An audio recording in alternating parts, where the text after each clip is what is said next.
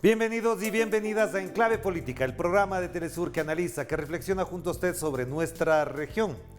A Brasil no podemos dejar de atender porque constituye una preocupación general por dos razones. Es, después de Estados Unidos, el país de América con más contagios y muertes a causa de la COVID-19. Y tiene además un presidente que desestimó la pandemia, no tuvo la delicadeza de sensibilizarse con sus propios compatriotas. Todo ello sin descontar una crisis económica que todavía no toca fondo, pero ya da cuenta de grandes afectaciones al empleo y la producción en general. En ese panorama hay varios actores sociales y políticos que han pedido la renuncia de Jair Bolsonaro. De esto queremos conversar con la periodista de Brasil de Fato, Vivian Fernández, con quien nos conectamos allá en Sao Paulo. Qué gusto tenerte acá, Vivian. ¿Cómo estás? Estoy bien, un gusto hablar con ustedes de Telesur, siempre un placer. Gracias, Vivian. La pregunta de entrada sería, ¿cuál es el diagnóstico que hacemos del momento que vive Brasil, tomando en cuenta las tres cosas que ya se han planteado en el análisis y que es de preocupación general? La crisis económica, la crisis política también y, por supuesto, la catástrofe sanitaria. Claro, acá en Brasil pasamos un momento de extremo colapso de distintos sectores de la salud, de la economía, social, político. Así que los datos de la noche del miércoles son más de 220.000 muertos por COVID-19 acá en el país y casi 9 millones de infectados. Y además empezó la vacunación acá en el país desde el día 17 de enero y ya fueron vacunadas 1.200.000 personas, pero todavía es muy poco porque la población de Brasil es gigante. Y por la parte económica, claro, vivimos un momento de crisis profunda, son 14 millones de desempleados, además una ayuda de emergencia que el gobierno, después de la aprobación de los diputados que impulsaron este proyecto, la ayuda de emergencia ya no es más distribuida a la gente en Brasil desde este mes de enero. Así que la situación de gravedad que ya era fuerte, ya era mala, va a empeorar mes a mes a partir de 2021. Claro, y esto que mencionas, Vivian, es muy importante porque la ayuda de alguna manera le garantizaba a ciertos sectores la subsistencia, pero al mismo tiempo que han perdido el empleo, al mismo tiempo que mucha gente se enferma y no puede trabajar, y gente que tiene que acompañar a sus enfermos no puede trabajar, esto no se está expresando en una rabia pública y tiene algún modo de expresión también esto, ¿no? Yo creo que sí, que la gente después que perdió esa ayuda de emergencia va cada día más ver su situación concreta de vida empeorando y más gente que todavía no se demostraba en contra del gobierno Bolsonaro, ahora lo pasa a hacer. Ya tenemos caravanas, manifestaciones en las ventanas, en redes sociales en contra del gobierno Bolsonaro, diciendo con la palabra fuera Bolsonaro, pero yo creo que a cada día que empeora la economía, la gente va a darse más cuenta que este gobierno no maneja ningún tipo de crisis y solo piensa en su propio beneficio para garantizar su estado en el poder. Yo creo que todavía no es fuerte la movida en contra del gobierno, 30% de la población todavía sigue apoyando a Bolsonaro, pero con el empeoramiento económico, además de la crisis sanitaria, yo creo que sí podemos ver más manifestaciones populares en contra del gobierno.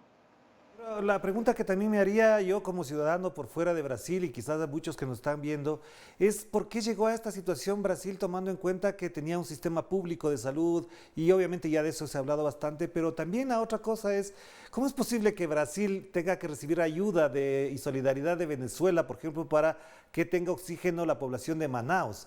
Esto no da cuenta de una situación bastante irregular, considerando además que sobre Venezuela pesan todos los prejuicios, hay un bloqueo económico y además de eso se solidariza con Brasil.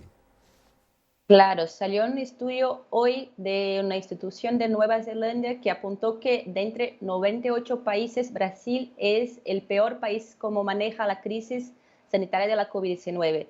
Así que no hay explicaciones racionales para decir por qué el gobierno Bolsonaro ha hecho lo que ha hecho, despreciar la vida de la gente, despreciar la ayuda de emergencia a la población y por qué, cómo explicar tanto número de muertes dentro de un país que sí tiene recursos económicos, sí tiene un sistema público de salud gratuito y universal a toda la gente, tiene institutos científicos que pueden desarrollar investigaciones para pensar vacunas y todo.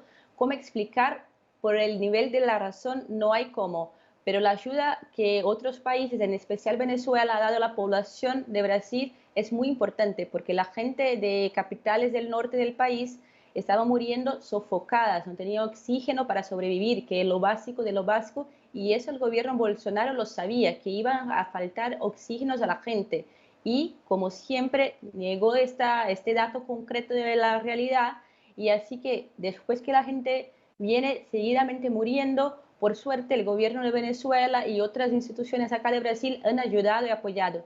Tenemos una información acá, todavía en apuración, que también ayer por la madrugada llegó otro camión a otra capital. Antes era Manaus y ahora Boavista, es otra capital del norte del país, que recibió ayuda de Venezuela para que la gente, la población pueda sobrevivir. Sí, y entonces, ¿cómo explicamos o cómo nos explicamos también que, por ejemplo, esta confrontación entre gobiernos locales y el gobierno nacional para la adquisición, distribución y aplicación de la vacuna haya subsistido como un modo incluso de tensión política innecesaria cuando lo vital o prioritario es salvar vidas de los brasileños? ¿Cómo se explica esta disputa? Claro, desde el inicio del gobierno Bolsonaro hace 2 años, él tenía como mucho apoyo de sectores de derecha y ya desde las últimas elecciones o un poco antes, varios sectores de derecha fueron saliendo del gobierno.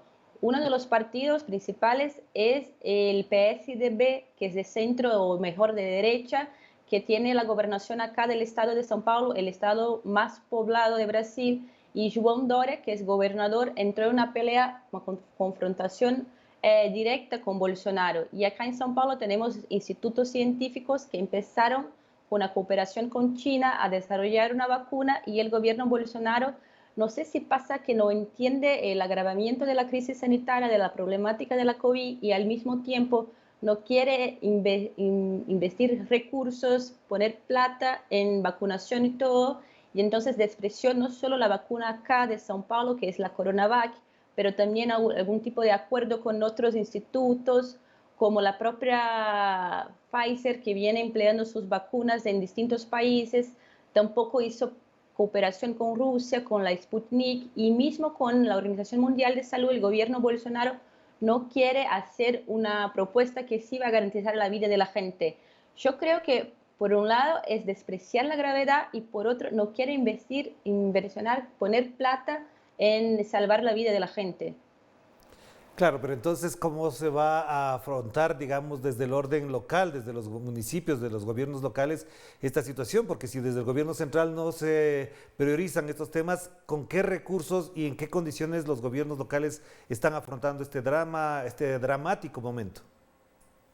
Sí, hay estados más ricos, más pobres acá en Brasil. Claro que la concentración económica son en los estados de la región centro-sur, en especial São Paulo, que fue sí el estado que pudo con recursos financieros propios hacer esta cooperación con China y desarrollar acá en el Instituto Butantan, que es un instituto científico muy conocido y muy respetado en todo el país, y pudo desarrollar esa vacunación. Otros estados como Amazonas en el norte, Rondonia y otros no tienen la misma capacidad económica que los estados del sudeste, del sur del país, y así no pudieron desarrollar, y son los que más sufren, más vienen personas perdiendo sus vidas.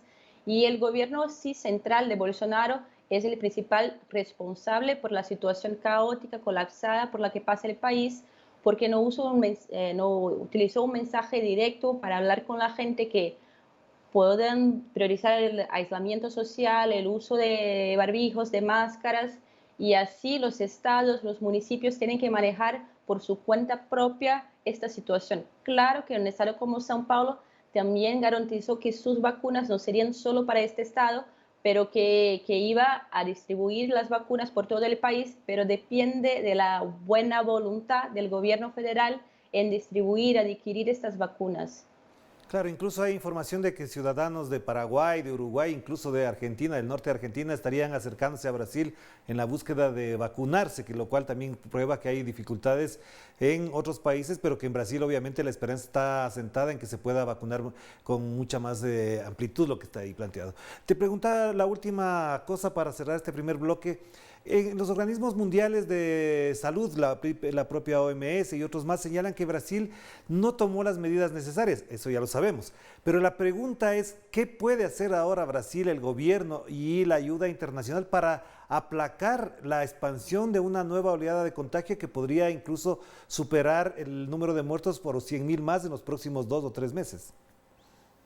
Sí, es un poco complicado porque de eso depende la racionalidad, la buena gobernación del gobierno Bolsonaro y ese es un escenario que no me da mucha confianza de pensar que el gobierno después de un año va a cambiar su modo de gobernación y va así a garantizar que la gente pueda tener una ayuda de emergencia, que garantice que pueda quedarse en casa, que pase un mensaje claro a la gente que se quede en casa, que use barbijos, máscaras, que priorice el aislamiento y la vida en relación a simplemente la economía o el hacer.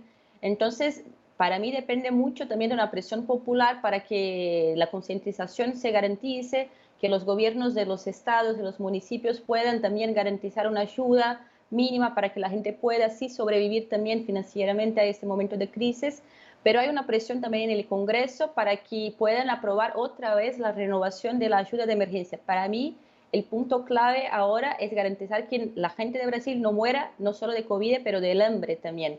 Así que una ayuda económica es fundamental.